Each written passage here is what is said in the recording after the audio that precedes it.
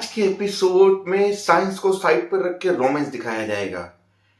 यानी देखो, एपिसोड के एंड खत्म होते होते एक मेला शुरू होगा।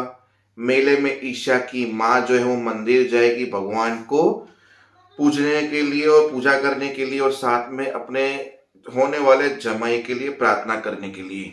जहां घर से निकला हुआ हमारा ओम वहां पे रहेगा, और अपने मेले में एक ही दिन में सरकारी नौकरी की तलाश में लोगों को बोल रहा होगा मुझे सरकारी नौकरी चाहिए एक ही दिन में, अपनी भाभी गायत्री को जवाब देने के लिए। अब वहां पे अचानकली वो उसकी बहन जो है ईशा, वो अपनी दो बहनों को ढूंढने चली जाती है, ताकि वो मेले में घूम रही थी तो उनको ढूंढ के लाए और पूजा करके घर जल्दी चले जाए। उसकी माँ के हाथ में सामान, जो सामान गिर रहा था ओम ने उठाया, उसकी माँ को मंदिर तक लेके गया, वो भी अच्छे से। जहां पंडित जी को बोला आप आई हैं तो बताइए किसकी पूजा करवाने आई है।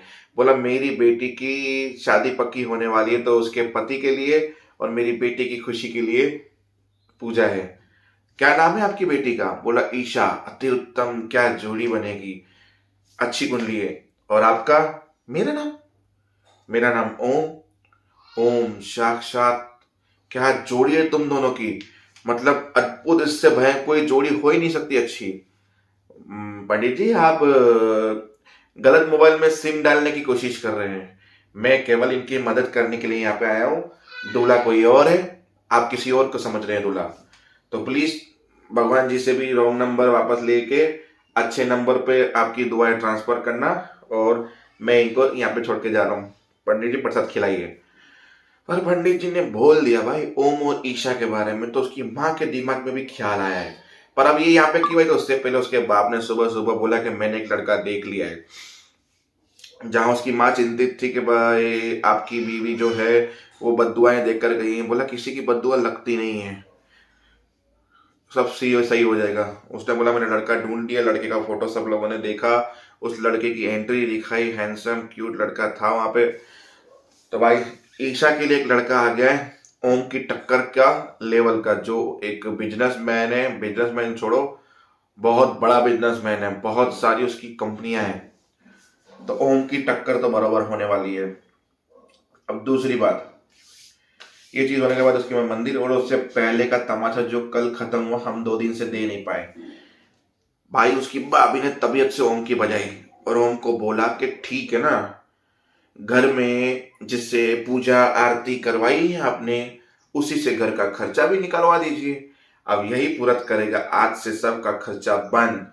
बाबूजी की बाकी दवाइयां बंद, बाबूजी के घुटनों में हर 15 दिन जो दुखावा होता है उसके लिए मलहम आता है वो भी बंद।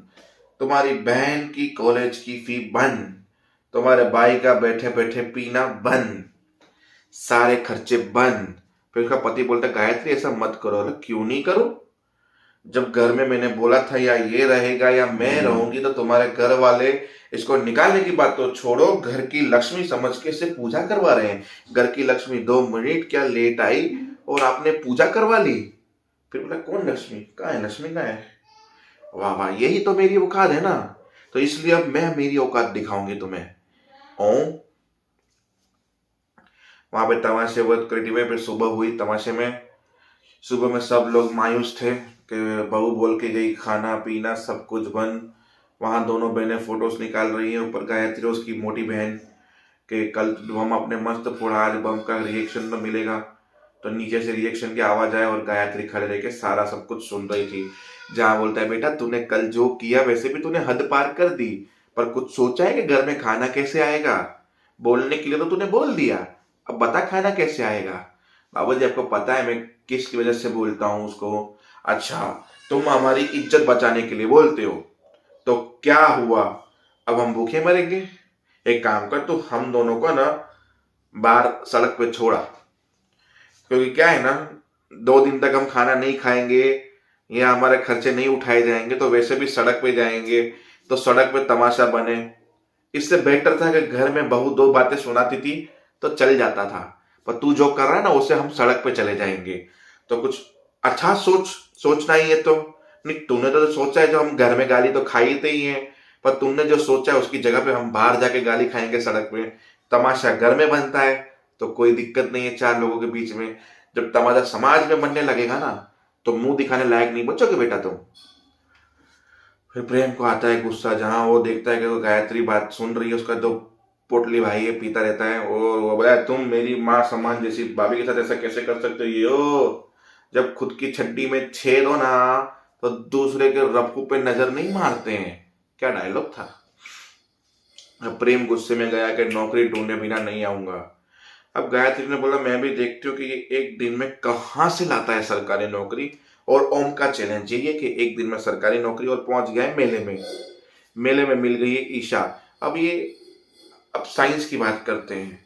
मेले में घूम रहे हैं ईशा और ये दोनों, जहां वो फेंकने वाला आता है जिसमें इनाम मिलता है, तो वो रिंग फेंकी जिससे ईशा का धक्का लगा ओम को, और ओम की रिंग साबुन की टिक्की पे गई, जहां बोला वाह, घर से निकाले गए हो पर साबुन की टिक्की पे तुम जीते हो, नहाने के लिए साबुन तो काम आएगा तुम्हें।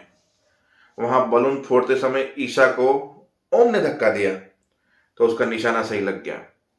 फिर दोनों ने बलून फुलाए बच्चों की तरह, जहां गाना बजा एक दूसरे के वास्ते, और वो बलून दोनों हवा में मिल के ज्वाइंट हुए और दिल बना और धक धक करने लगा। मतलब मैं बोला ये क्या है, मतलब कुछ भी नहीं, तुम ये बलून फुलाते हो जो भी, वो दोनों अथड़ाते हैं तो फाट हो जाते हैं ऐसे। ये दोनों मिलके दिल का शेप कैसे ले सकते हैं, मतलब रोमांस के नाम पे कुछ भी। खैर छोड़ो, अपने को क्या है, सीरियल है, मानना ही पड़ेगा आपको जो हुआ है। मिलते हैं कल। जय हिंद।